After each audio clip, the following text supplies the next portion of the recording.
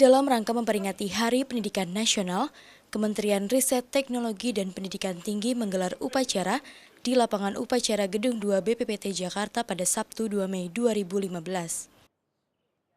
Upacara yang dipimpin oleh Menristek Dikti Muhammad Nasir ini dihadiri oleh seluruh pegawai negeri sipil di lingkungan Kemenristek Dikti.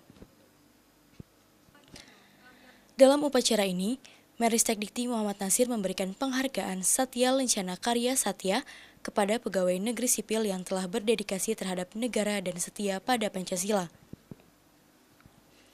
Penghargaan tersebut diberikan kepada mereka yang masa abdinya sudah mencapai 10 tahun, 20 tahun, dan 30 tahun. Selain itu, dalam peringatan Hardiknas ini, Menristek Dikti juga memberikan penghargaan kepada 10 inovator.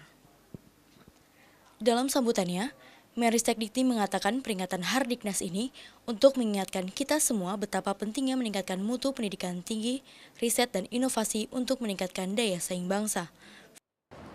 Dalam situasi seperti ini, tampaknya tepat untuk memperingati Hari Pendidikan Nasional tahun 2015 di lingkungan perguruan tinggi dengan tema "Dengan Hari Pendidikan Nasional, kita tingkatkan mutu pendidikan tinggi, riset, dan inovasi untuk mendukung daya saing bangsa."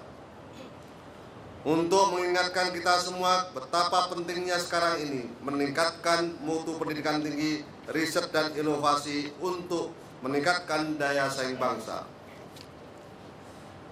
Dalam catatan sejarah bangsa Indonesia, mulai dari pergerakan untuk mewujudkan kemerdekaan menjelang tahun 1945, sampai pergerakan untuk melakukan reformasi pada tahun 1998, peran pemuda, mahasiswa, dan perguruan tinggi selalu menjadikan sentral. Pemuda, mahasiswa, dan perguruan tinggi selalu menjadi garda terdepan dalam setiap perubahan penting di negeri ini. Sekarang ini tiba saatnya perguruan tinggi melakukan gerakan untuk meningkatkan mutu pendidikan tinggi, riset, dan inovasi untuk meningkatkan daya saing bangsa. Telah banyak usaha yang telah dilakukan pemerintah dan perguruan tinggi untuk meningkatkan mutu pendidikan tinggi. Penyusunan Undang-Undang Pendidikan Tinggi tahun 2012 dan peraturan pemerintah serta turunannya. Penyusunan dan penetapan standar nasional pendidikan tinggi memberikan biaya operasional perguruan tinggi negeri yang setiap tahun semakin meningkat dan menentukan perguruan tinggi badan hukum adalah senantiasa menjadikan usaha-usaha yang dilakukan oleh pemerintah untuk meningkatkan mutu pendidikan tinggi. Di sisi lain, perguruan tinggi juga sudah banyak melakukan usaha-usaha meningkatkan mutu pendidikan tinggi, di antaranya melalui pembangunan laboratorium, peningkatan kualifikasi dosen dan tenaga kependidikan, implementasi sistem penjaminan mutu internal, penerapan remunerasi berbasis kinerja, peningkatan penelitian, publikasi internasional, dan HAKI. Meskipun demikian, secara nasional masih banyak yang harus diperjuangkan untuk mencapai sasaran mutu pendidikan tinggi.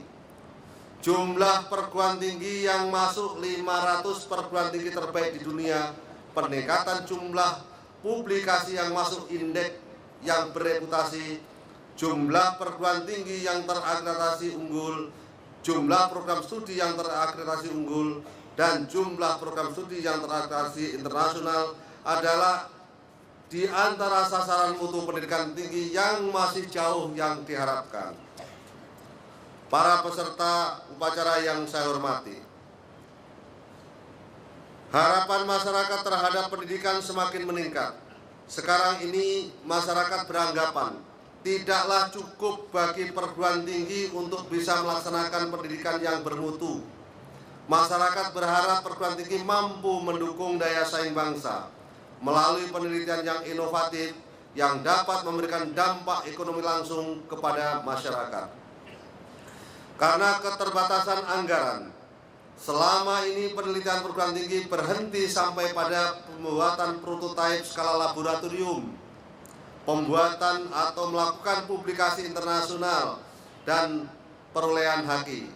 Dengan peningkatan anggaran penelitian lewat BOPTN, di mana pada tahun 2015 anggaran BOPTN mencapai 4,55 triliun rupiah, maka penelitian di perguruan tinggi bisa dilanjutkan sampai pada komersialisasi dan hilirisasi hasil-hasil penelitian. Dan bergabungnya sektor ristek dan pendidikan tinggi yang ada di dalam Kementerian Riset Teknologi dan Pendidikan Tinggi, maka sinergi program sumber daya, pengalaman, jaringan, ristek dan dikti bisa dilakukan dan hilirisasi hasil penelitian di perguruan tinggi menjadi semakin mungkin dilakukan. Peserta upacara yang saya hormati, ada dua cara pendidikan tinggi yang bisa memberikan dukungan terhadap daya saing bangsa. Pertama, dengan menghasilkan tenaga terampil yang dibutuhkan oleh lapangan kerja, dan yang kedua adalah menghasilkan inovasi yang bisa memberikan manfaat ekonomi secara langsung bagi masyarakat. Dalam kesempatan ini pula, Meristek Dikti untuk pertama kalinya meluncurkan logo baru Kementerian Riset, Teknologi, dan Pendidikan Tinggi.